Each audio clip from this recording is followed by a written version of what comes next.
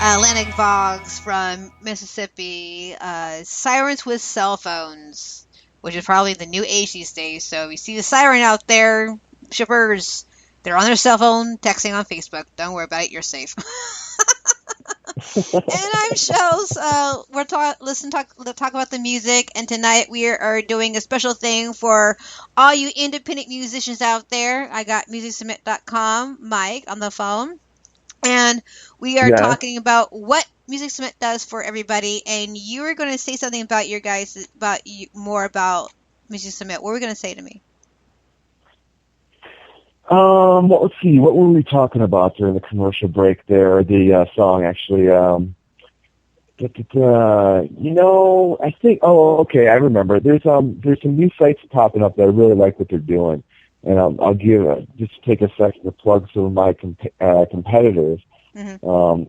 Fluence is a good site for artists. If you want real feedback, you get your music to kind of an industry professional, let's say, and they listen to it and they give you real feedback on it. And it costs money, but it's like $10, $15, something like that.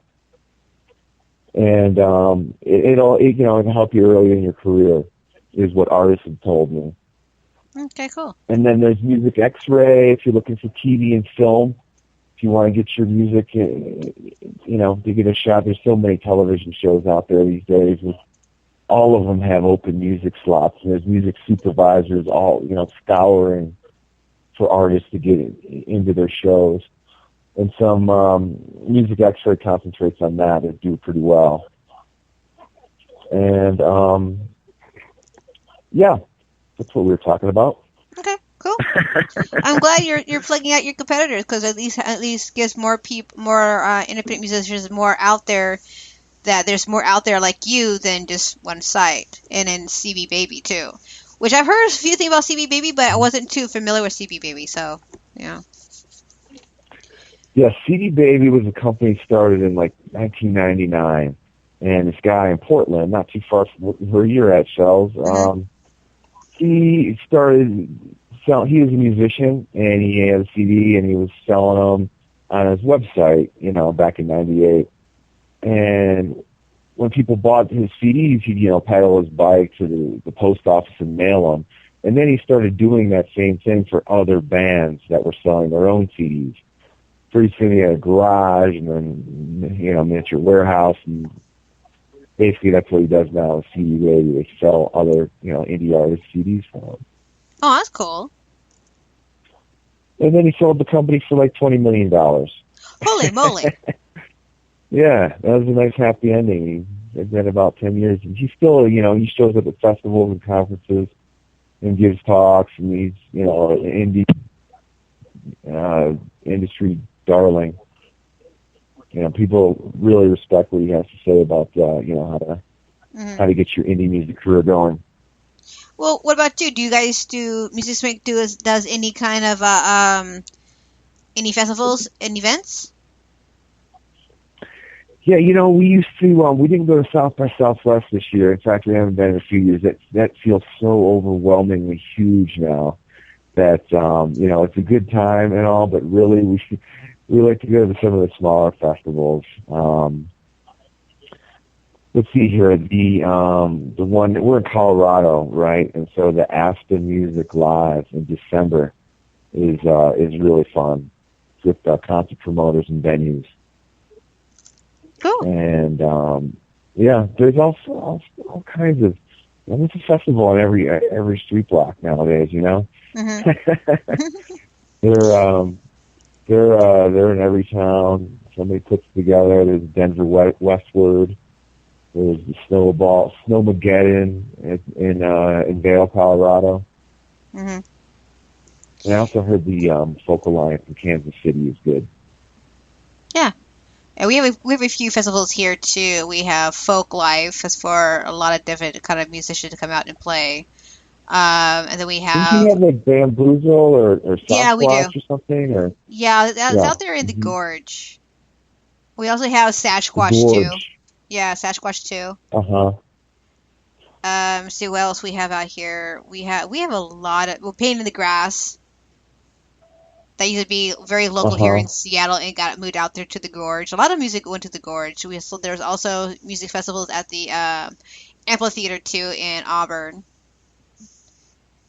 So yeah, we have one here local on 6th Avenue called Art of the Ave, but it's for musicians and artists combined to come out and show their craft and show what they do for their living. So music festival is yeah. So you're right. Music festivals is kind of like Starbucks; they're everywhere.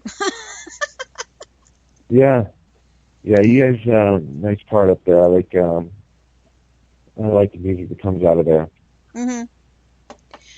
Okay, so I'm looking on your website here on the FAQ questions here. So I'm gonna ask some questions on here. Sure. How many of the songs and pictures are they able to submit to MusicSubmit.com? We recommend you submit up to 4 songs. Upload up to 4. You don't want to put your whole album up there because stations and sites probably won't listen to your whole album. They just want to listen to some of your music to decide.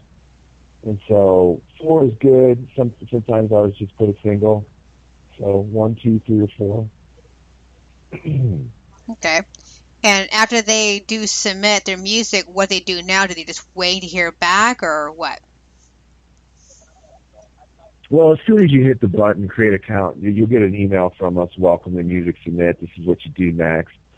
And it's pretty self-explanatory. You can go in there and start filling out the fields, and the pages will take you through the whole thing.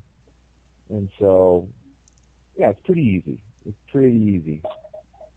Now, I know a lot of them that I got that have no bio. Do you still submit them when they have no bio or press release or anything like that? Yeah, this song is the only requirement. You have to have a song that streams audibly. If you don't have a bio, press release, website, all those things are optional. We recommend you have as much as you can. But it's as long as you got a song, and the song can stand on its own, then we'll do it. And how long does it take them to submit anything? Just like a few minutes, right? Yeah, it takes a couple minutes to put the whole thing together, and then some people want to know, like, what happens if I order $59 200 submission package? When does it all start? When does it begin? It usually takes about 3 days. We'll make an adjustment in your account to show that you've got your order, and then you're kind of in queue behind other. You have to listen to the music, right? Mm-hmm. And so when your turn comes up, we listen to yours, and then we submit up to 70 places or so, and you just keep going up until you're like that every week until you're complete. Okay. Now, what if they don't have MP3 formats? What if they have something completely different? Yeah, you're gonna need MP3s in 192, and that's the standard. So it's usually what all the other players use.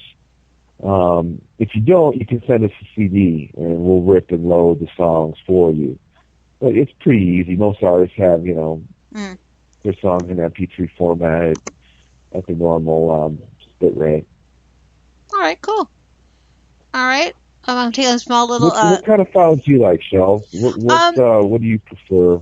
I play mostly MP3s and WAV files too. There are some that there's one of them that I came through. My group called Super Geek League.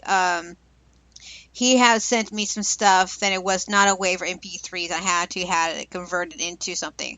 I am not too sure what it was at the top of my head, but I just know it would not work. It wouldn't. I mean, it works just fine on on SoundCloud, but it wouldn't work on my show. Right.